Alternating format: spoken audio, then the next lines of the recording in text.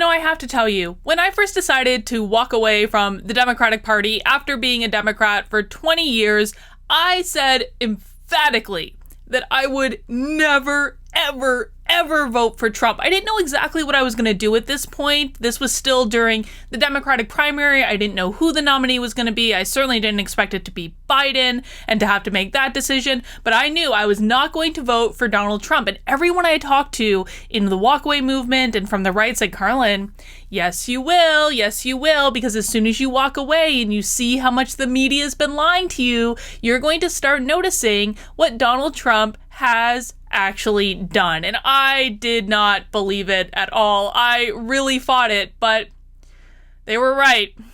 They were right. They are experienced red pillars, and they knew exactly what would happen. Because listen, my story of walking away from the Democratic Party is exactly the same as so many other stories that exist out there. Probably every single person I've ever met that's been through this experience has a very similar story to waking up to the idea that the Democrats do not really believe what they profess to believe, that the party has changed dramatically from what it used to be, and frankly that the media lies all day long to protect the Democratic Party. And once you see it, it is impossible to unsee it. But I gotta tell you, a couple of other things happened to really kind of warm me up to Donald Trump. And the first thing was that someone said to me, Carlin, what you need to understand is that Trump is a blustery New Yorker. He likes to entertain, and that's what he's doing when he's doing the tweets and the trolling and the stuff with the press. He's entertaining. He's acting like a blustery New Yorker, which on the face of it doesn't necessarily sound like a good thing, right? But once you see that quality about him, you start to look at what he's doing a little bit differently. I never liked Trump's attitude on Twitter. I think that his attitude has substantially improved, but really that was a thing that kind of gave me a different perspective about what was going on. But here's the other thing that happened. I was having a conversation with a friend, and we were talking about spiritual stuff. We were not talking about politics. We were talking about just spiritual things. And what she said to me was, when we transition from the way we've always done things to a new way of doing things, a new way of looking at things, people want to hold on to that old way. They want to hold on to it with every fiber of their being, and it will go kicking and screaming into the night. And that conversation made me realize that I think that what Donald Trump has done effectively in this country is to create a third party. Sure, it's labeled as Republicans, but it's not really Republicans. And this tweet from Cassandra Fairbanks about a week ago, and she was talking about who was speaking at the Republican National Convention, this kind of solidified this for me. She says, there's so many neocons, the GOP doesn't understand who Trump appeals to and why. And I retweeted it and said, honestly, is it fair to say that functionally Trump has created a third party? Neither of the old guard on either side understands why he won. It's the people who don't buy into their nonsense that get it. Joe Biden, it's not about Joe Biden being the Democratic candidate. Joe Biden is the establishment candidate, whereas Donald Trump represents a very distinct vision. And this article in the Wall Street Journal says pretty much exactly that. This was about 4 days ago. Donald Trump presides over GOP remade in his image. When you think of the Republicans that exist today, it is not the Republicans that we once knew. It is a new brand of Republicanism that has been ushered in by Donald Trump.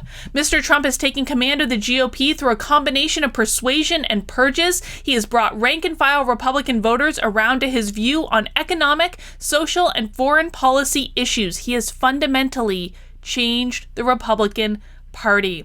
The Trump approach has to be Trump-centric, said Kevin Madden, a GOP strategist and former advisor to the 2012 Republican presidential nominee Mitt Romney. Party unity is defined by Trump's vision, message, and style. Either you celebrate that Either you celebrate those and run on it, or you stand aside. Republicans not on the schedule for the RNC.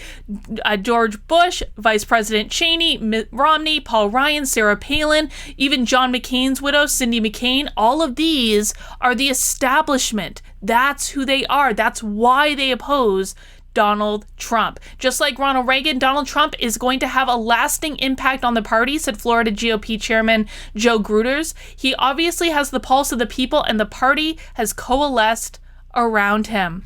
He's functionally created a third party in this country. And once you look at it this way, that Donald Trump is not really a traditional Republican or a traditional Democrat. I mean, he used to actually be a Democrat and left that to join the Republicans, but he's not really either. He sits right in the middle, and that is evidenced by what he's been able to do. And that's what I want to talk about in the rest of this video. I want to talk about the reasons that people like me, I'm more of a center-left person. I'm very centrist, mostly because I believe in compromise. I believe that fundamentally, anytime you have groups of people that you need to work with and collaborate with to achieve a greater good, you need to compromise. You need to give up a little of what you want to help other people. And so I tend to be very, very centrist, although I tend to like a lot of more left policies. But if you're like me, if you are someone that is sick of the Democratic Party, if you think that they're acting absolutely insane, if you do not support the riots and the looting and the damage and the destruction and the chaos, if you're just looking for a more moderate candidate, I hate to break it to you folks, and I know that some of you are just not going to want to hear it, Donald Trump is actually your candidate. He really is. And I'm going to prove that. For the rest of this video, we are going to talk about the things that Donald Trump has actually accomplished in office. Not what he tweets about, not any of that. We're not going to look at what the media's opinion is on it. We are going to look at the things that the man has actually done. So before we get into that, just a quick issue of housekeeping. Folks, I'm trying to grow my channel. If you enjoy this video and other content that I put out, please consider subscribing, turning on those notifications, giving this video a thumbs up, sharing it out to your friends. I know I have a lot of audience on the right and some in the middle and some walkaway folks as well, but I really hope with this video that we are able to get it to people who actually need to see it. Those people who are not thrilled at Joe Biden as a candidate, people who are not okay with what's going on in the country. These are the people that need to see this video. So please share it out to your friends, have them watch it, or at least try to get them to watch it, and we'll see how it goes. All right, let's talk about the things that Donald Trump has actually done. I got a big long list, guys, and the person that I have to thank for this list is actually Robbie Starbuck. Robbie Starbuck has put together an insane list of Trump accomplishments. It's available on his website. You can find him on Twitter. Go to his website, download a copy of the list for yourself. I'm not even going to go through half of what he's put together because it is many, many dozens of pages and links and all this stuff. But the reason I'm using this list is because he put all of the news articles in one place, and so I could actually do it really easily without days and days in research of finding these news articles that document all of Trump's accomplishments. So check him out. He's got it on his website. If you sign up for his email list, you will get an automatic download of exactly what I'm using to go over this information. All right, let's dig into it. What are some of Trump's accomplishments? So this one, on November 25th, 2019, Trump signed a bill into law to make animal cruelty a federal crime. He also signed bills into law to legalize CBD and hemp. I am still hopeful, fingers crossed, that he's going to legalize weed before this term is over. But you know what? A girl can only ask for so much. I'll take what I can get for right now.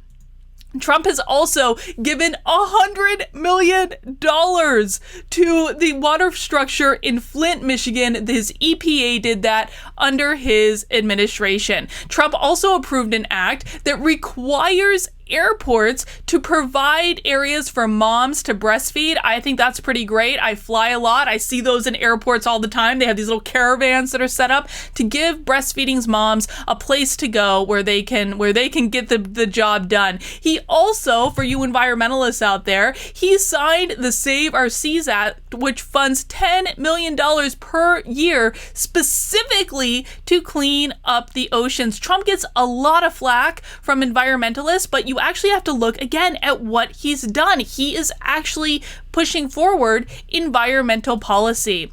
Trump has also, hospitals will now be required to post their standard charges for service, which so people can actually know what they're going to be charged when they go to a hospital, which never has happened before. He also signed the right to try bill, which basically gives people that are terminally ill the right to try experimental medication that has not yet been approved by the FDA, to give them a chance. And, we've seen that during COVID, that people have taken advantage of this and have lived because of it. How awesome is that? Trump signed a bill to raise the pay for federal workers by, 3.1%, which is the largest raise that they had received in 10 years. The administration also plans to provide HIV prevention drugs to up to 200,000 uninsured patients for the next 11 years.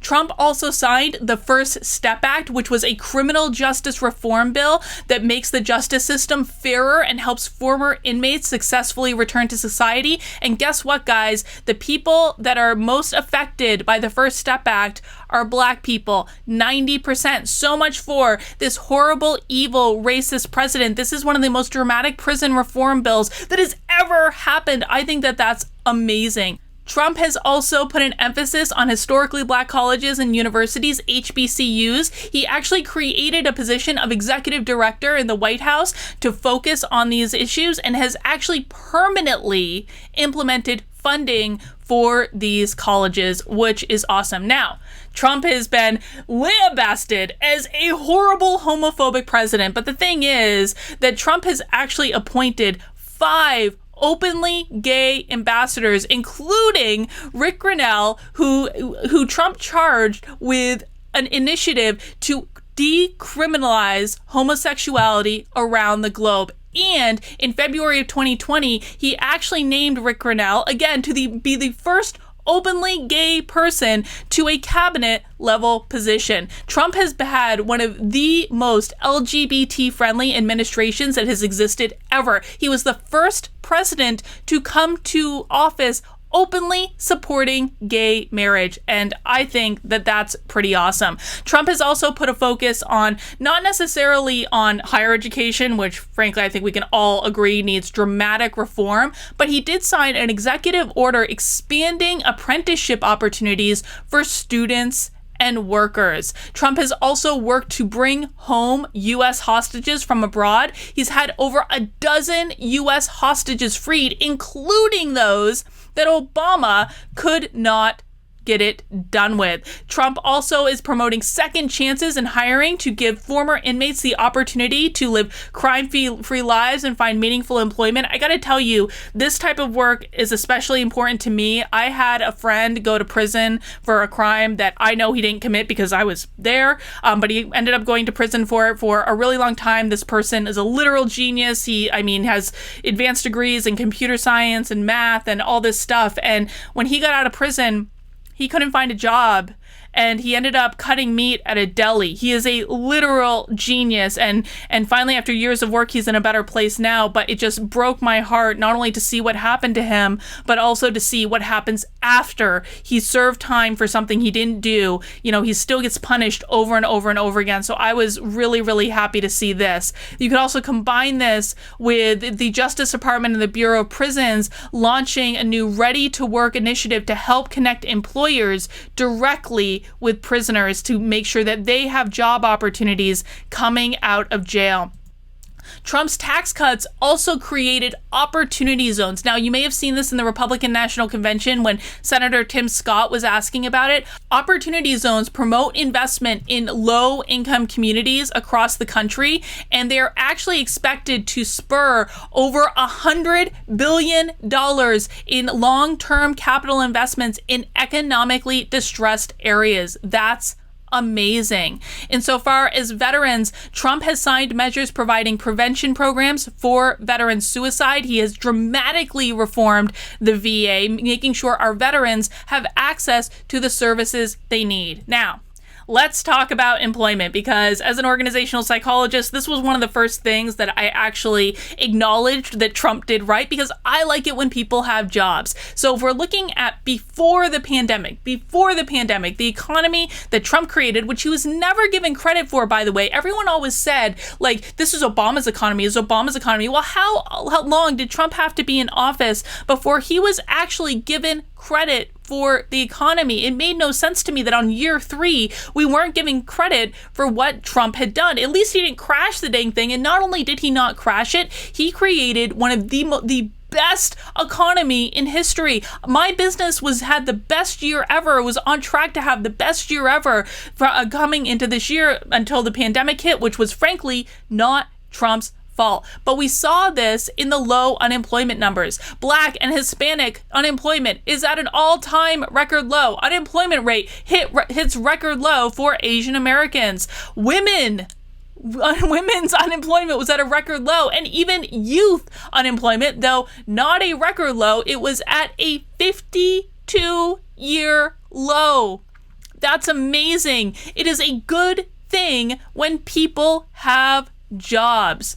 Trump has also approved generic drugs to get the generic drug prices to the lowest in history. Again, like, he gets a lot of flack for healthcare, and frankly, I have given the right and the GOP a lot of flack. I want them to have a better healthcare plan than get government out of healthcare. Like, I think that's stupid. You still need a plan to get government out of healthcare, but Trump is actually making inroads to make healthcare more affordable and accessible. He also is credited with new funding to fight the opioid crisis, which is really important in New Hampshire. This is one of the ground zero places for the opioid crisis. $6 billion in funding to fight the opioid crisis. And I'll tell you what, guys, I saw Pete Buttigieg in New Hampshire. He was campaigning on doing this exact thing. The very first time I saw Pete Buttigieg in person, it was about a mile down the street from my house. It was at a healthcare little summit that he put together, and they were talking about investments to fight the opioid crisis. This exact thing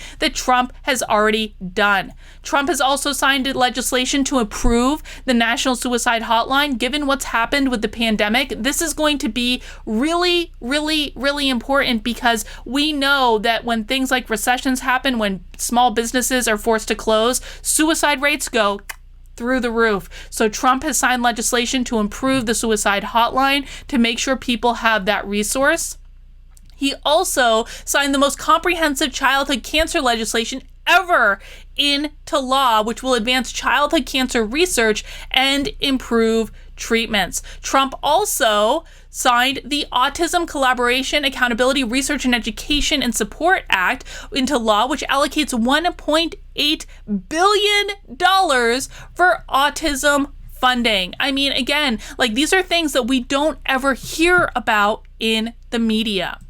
On January 21st, 2020, Trump announced the United States will also join the 1 Trillion Trees initiative launched by the World Economic Forum. Again, he is doing things to help the environment, which he never gets credit for. This initiative aims to plant 1.2 trillion trees that would neutralize carbon dioxide emissions. And Trump said, "We're committed to conserving His Majesty of God's creation and the natural beauty of our world," adding that the U.S. will continue to show strong leadership in restoring, growing, and better managing our trees and our forests. Let's keep going. In January 2019, Trump signed into law the Elie Wiesel Genocide and Atrocities Prevention Act, which aims to improve the U.S. response to emerging or potential genocides, and named in honor of Holocaust survivor Elie Wiesel. He also negotiated peace in Afghanistan to bring our troops home. I was actually having an argument with someone online earlier today. They were talking about how Trump's such a warmonger. Trump has started zero new wars, and he is actually fighting to bring our troops home from Afghanistan. I remember being in college when we went to war in Afghanistan and being out there protesting on the Boston Common against the war. Guess what, guys? Trump is actually ending it. He's actually doing it. Words I never thought I would say. Trump is also responsible for an historic peace agreement between Israel and the United Arab Emirates. No one ever thought we would see that day. Trump's Economic Council of Advisors has found that those opportunity zones that we already mentioned have attracted over $75 billion in investments to underserved and predominantly minority inhabited communities, and will create an estimated 500,000 jobs. And guess what, guys? When Congress couldn't get it done, when Congress was at a stalemate and the Democrats were trying to obfuscate like they always do, they just obstruct. Trump signed an executive order to provide additional COVID relief, including a stop to all evictions, extending the freeze on student loans, extending and enhanced unemployment benefits with payroll tax holiday until 2021, which he promises to make permanent if he's elected. So listen, I know that so many people, and this is again just a small portion of the list that Robbie Starbuck has put together, but don't take my word for it. Go and read for yourself. Go and read what he's actually done. You know, when I went going into the RNC this year, I knew I was going to vote for Donald Trump. I'd already made up my mind about that. But my vote for Donald Trump was mostly a vote against the Democrats. I hate the Democrats. I hate the Democrats with the fury of 1,000 suns. I hate the media with the fury of 1,000 suns. But I didn't want to vote for Donald Trump. I was like, Trump, whatever. But guess what? The RNC and looking at this list of accomplishments and so many more, it's convinced me, man. Trump is doing a good job. He's doing a good job in a way that appeals to everyone on both sides. And he's doing it because he is not the establishment candidate. That is what makes this effective. He's not a Democrat. He's not really a Republican. He has created his own party. So I think that the choice in this election is not really a choice between Democrat versus Republican. It's not even really a choice, frankly, between Biden and Trump. It is a choice between, do you want an establishment candidate where everything is going to go back to business as usual and Washington is never going to get anything done, or do you want to give Donald Trump another 4 years to continue to see what he can do? And frankly, I think he's going to be able to do even more in his second term because he's not going to be doing this like CYA, I've got to get elected in 4 years stuff, right? He's going to be like for lack of a better term, a lame duck president. He's not going to have another term ahead of him, even though he always jokes about, oh, I'm going to be there for 12 years. Guys, it's a joke. It's a troll. It's meant to be funny. Ha ha. Trump knows he's leaving after this next term. He's not going to stick around. And I think we should give him that shot. With Joe Biden, what we hear right now is here are Joe Biden's policies as I understand them. Trump is bad. Everyone needs to wear masks, and we're going to lock down the economy again. Trump is not going to do that. Trump is not that bad. You may not agree with everything that he's doing, but do you agree with everything Biden wants to do? No, there is no political candidate that every single person is going to agree with everything that they want to do. And there are certainly things that Donald Trump has done that I don't agree with. But he's done enough where I can look at him and say, all right, Trump, like I'm on board with greater than 50% of the things that you've done, and you're pushing back against the crazy town that the left is trying to push us into. You're demanding law and order. You're demanding an end to the riots. You're letting the freaking Democratic mayors hang themselves by not accepting your help. He's offering help every step of the way with these riots, and the Democratic mayors are like, no, Trump, you're a fascist, no, don't send your stormtroopers in, all this stuff. He's offered help every step of the way. They keep turning him down. I think he's doing a good job. I can't wait to vote for him in November. And, do your own research. Again, I don't want to tell anyone who to vote for. You're an adult, probably. Make that decision for yourself. But do your own research. Look at what he's done. Read up on all of these things. And I think you'll come around too.